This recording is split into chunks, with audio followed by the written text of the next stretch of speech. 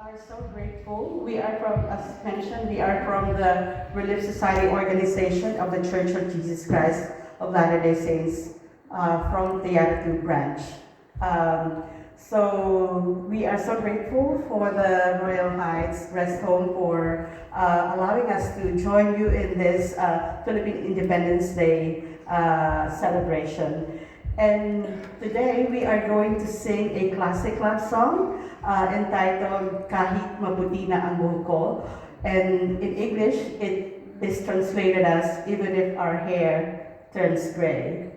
So this timeless song speaks of enduring love, a promise to remain faithful and devoted, even if time passes and even if our hair turns gray. And it beautifully reminds us that love deepens with age.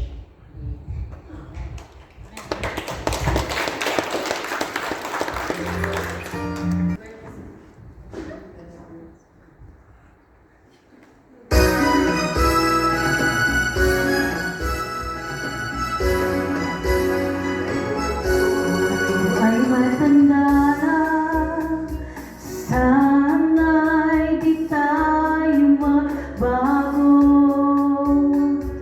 Kailanman, nasaan man ito ang pangarap ko. Makuha mo pa kaya ako'y agad at yakapin. Hanggang sa pagtanda natin,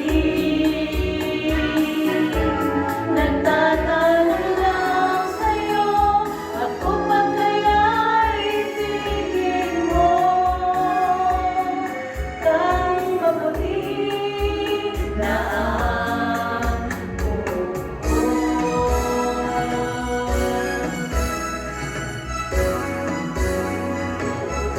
Pagdating ng araw, ang iyong buhok ay puputi na rin.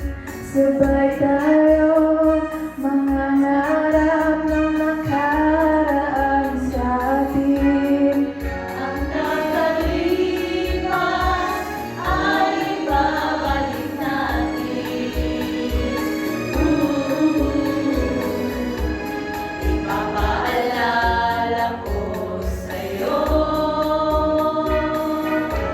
ang aking pangako na ang pag-ibig ko'y laging sa'yo.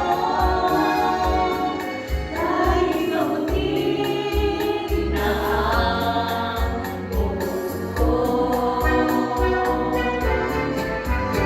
Everyone, we would like to request you to join us in singing the last verse of the song.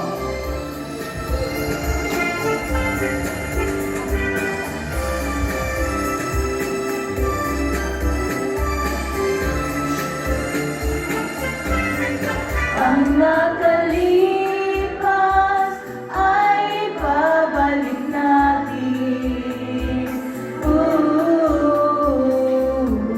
Ipapaalala ko sa'yo ang aking pangako na ang pag-ibig ko'y laging sa'yo.